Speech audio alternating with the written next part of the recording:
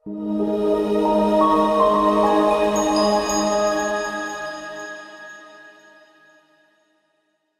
selamat datang mahasiswa Universitas Terbuka. Perkenalkan, saya Sundoro.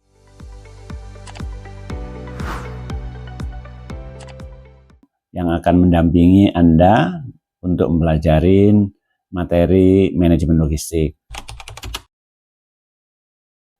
Pada pembelajaran ini tentunya kita akan membahas sebuah konsep penting di dalam manajemen logistik yang aplikatif tentunya relevan dengan dunia industri. Mari kita semangat supaya kita lebih bisa memahami dan kompetensi materi ini. Konsep manajemen logistik ini bukan sekedar hanya pengiriman, melainkan sebuah sistem yang memastikan barang itu tersedia dengan tepat, kemudian waktu yang tepat, jumlah yang tepat, dan biaya yang efisien. Tentunya kita tidak mempelajari itu saja, kita juga akan mengenalkan pada sejarah munculnya sebuah manajemen logistik, kemudian definisi logistik, sehingga siapa saja yang berkepentingan di dalam sistem logistik ini.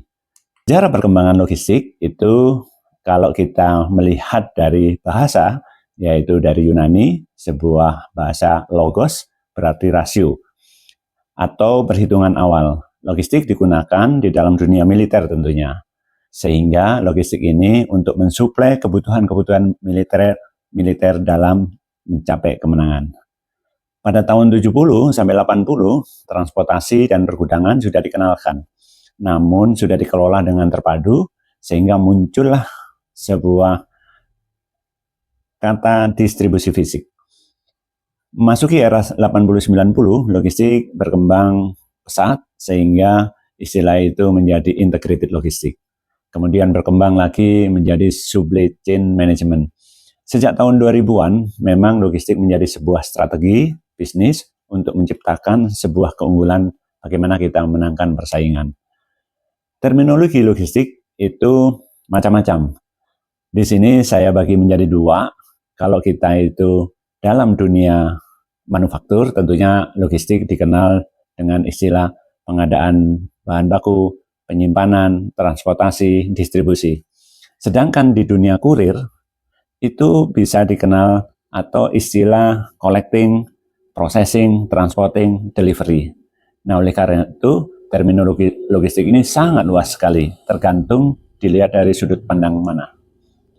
Kemudian, fungsi di dalam sistem ini tentunya merupakan satu kesatuan aktivitas yang tidak bisa dipisah-pisahkan, seperti infrastruktur, kemudian bagaimana memproses pesanan secara cepat, kemudian bagaimana kita menjaga ketersediaan, kemudian bagaimana kita membiayai pengiriman, transportasi, dan pergudangan. Ini sebuah satu kesatuan di dalam sebuah fungsi sistem logistik.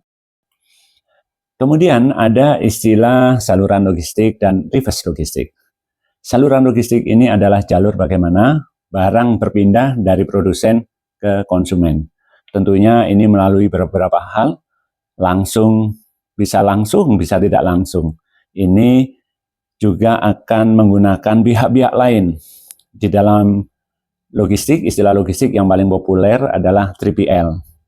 Selain itu, di dalam saluran tentunya ada juga istilah reverse logistik, yaitu pengolahan barang return, barang rusak, atau kemasan yang dikembalikan oleh konsumen. Sehingga reverse logistik ini penting dalam rangka efisiensi biaya dan menjamin berkelanjutan dengan konsumen. Kemudian kalau kita lihat pemangku kepentingan logistik, siapa aja yang terlibat di dalam dunia logistik? Tentunya pemangku-pemangku ini kalau tidak ada salah satu maka logistik tidak akan pernah ada. Salah satunya adalah konsumen, kemudian pelaku logistik, produsen, kemudian penyedia jasa logistik, pendukung logistik, dan yang terakhir adalah pemerintah sebagai regulator dan fasilitator infrastruktur. Kelima pihak ini harus bekerja sama agar sistem logistik itu bisa efektif. Kesimpulannya bahwa logistik merupakan sebuah sistem terintegrasi yang menghubungkan produksi dan konsumsi, melalui pengolahan logistik akan mendapatkan sebuah biaya atau kepuasan itu dirasakan oleh konsumen. Sehingga logistik bukan hanya soal pengiriman, tetapi tentang penciptaan bagaimana nilai tambah untuk menjamin kepuasan pelanggan. Terima kasih, sampai bertemu kembali pada pembahasan berikutnya.